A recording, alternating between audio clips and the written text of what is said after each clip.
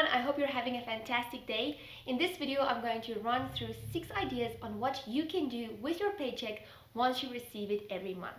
If you are familiar with Mind Tips, you know that I like to share ideas on a healthy financial life, so expect these ideas to be more towards the saving and investing side of life rather than towards the spending and accumulating column. I hope you hear some intriguing ideas that you might like to try that will improve your spending habits.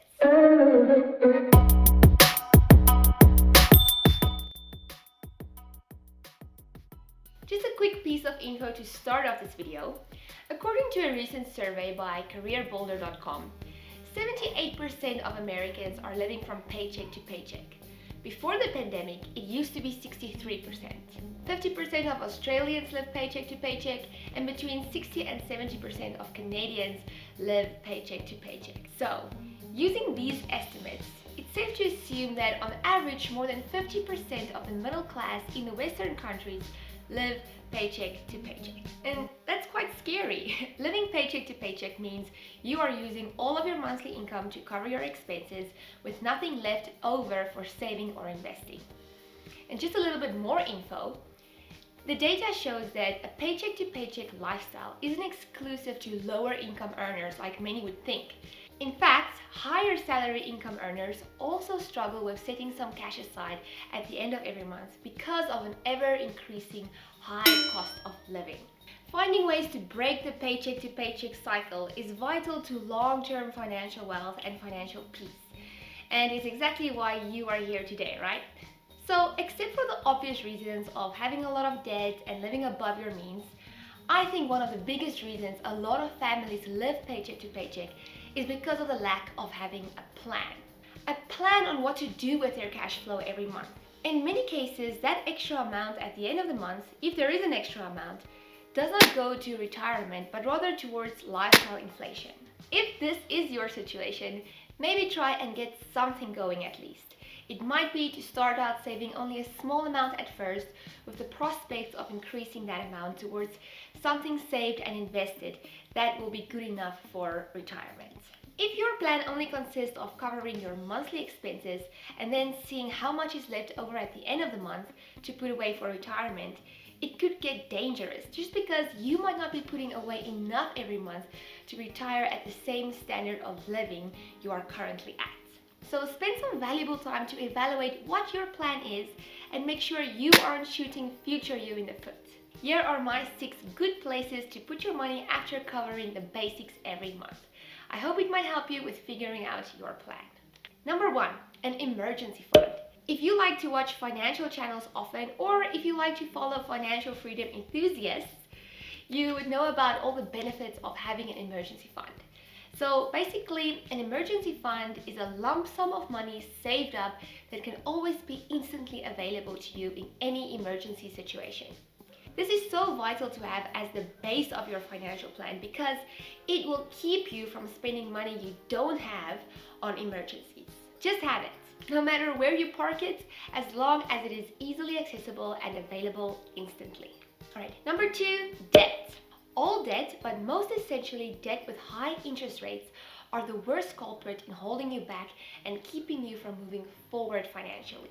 Because you constantly put your money on something you purchased in the past, thus moving backwards. You can check out my video linked up here on the past, present, and future you. So before you start with any crazy investments or convince yourself of anything else that you need right now, pay off your high interest debt first. Here is just a short clip from a previous video on why paying off high interest debt first is a lot better than investing while still having that debt. When you have high interest debt, the best way for you to invest is to pay off your debt. This is quite easy to explain, but sometimes hard to grasp. Let's say you made an investment last year and it gave you a return of 10%, which is quite decent. But you had a credit card, student loan, or car payment that was in excess of 12% interest combined. You have effectively lost 2% on your total investment. And yes, getting a good emergency fund before tackling your debt is quite a good idea because when you get serious about handling that debt and an emergency kicks in without you having that emergency fund, you are most likely getting into more debt to cover that emergency. and this could be a big blow on your mindset and your momentum. But having some change set aside for that emergency and continuing to hit that debt in the stomach is a much more encouraging situation. You will already feel like you are winning. Number 3, retirement. Some studies have shown that humans find it difficult to save for retirement, just because we struggle to relate with our future selves because they don't exist yet. Thus, being unable to visualize future you, present you is more prone in taking care of him or herself right now. A version of you that you can actually relate to, and a version of you that you know the exact current wants and needs of. But we all know that this is not really a good way of thinking, because no one other than yourself is going to be more worried about your future you. And before you know it, present you will be future you. So start to visualize that older, wrinklier you and make smart decisions today that will not leave you out in the dark in a few years from now. Just open that retirement account or build that machine that will print you money in the future. Okay, so and there are a lot of tax benefits when you put away money into a retirement account. And the earlier you start, the better compound value you will attain. Alright, here is another example. Okay, let's just hop on a compound interest calculator. So we say we start off with a 0 initial balance with a nice 8% yearly return on interest. We invest for 10 years with a compound interval monthly. We deposit $100 every month. We increase deposits yearly with inflation. Let's make inflation 2% yearly. We calculate. Alright, and here you can see, instead of just saving your money for 10 years, you would have had $13,139. Okay, but you invested it and with compounded interest, and now you have $19,905 for your final investment value, and you earned interest $6,766. So you got more than 50% of your initial amount back in interest. And that is the beauty of compounded interest. So make this a mandatory payment in your budget every month and make sure you get used to it at an early stage. If you don't, unfortunately, there will always be other reasons to spend that money on that are more important in the immediate short term, like kids or holidays or a new dishwasher. That's just how life works, I guess. Okay, so if you have got the first 3 points under control, let's move on to the next one. Investing. So investing outside of saving for retirement is quite essential if you want to increase your standard of living in the future or create wealth. I talk a lot about investing on monthly, so you can check out my Investing for Beginners video up here, as well as 9 mistakes beginner investors make. I share some thoughts on investing and why you don't need a degree in finance to be a successful investor. In fact, you just need to start. Start out small and keep on learning along the way. But it's the best thing you can start doing. Number 5, spending and splashing cash.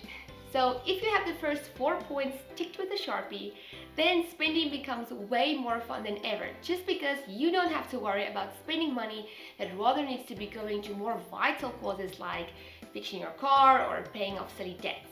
I do believe one of the most crucial concepts in life is balance. Everything in life always comes together for me when there is balance. Too much swing in the one direction usually causes stress and discomfort in most situations. So spending money and having fun with money brings the balance to your financial situation. If you don't do it, you might become discouraged along the journey. But with that said, spending should always be the last piece of the puzzle, because it is so fun. And if we do the fun things first, we could be neglecting some of the more important points mentioned in 1 to 4. So a last tip on this point, when you do splash your money on adventures or experiences or whatever, make sure you still have control over it. What we like to do is to set aside an amount for adventure and experiences each year, within our means and in line with our goals. And then we know that amount is there for us to enjoy and spend as we please.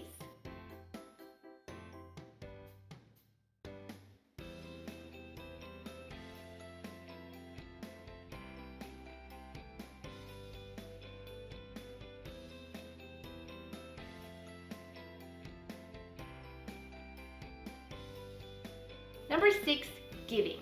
Giving should not necessarily be the last idea on this list. I think it slots in anywhere you feel comfortable, really.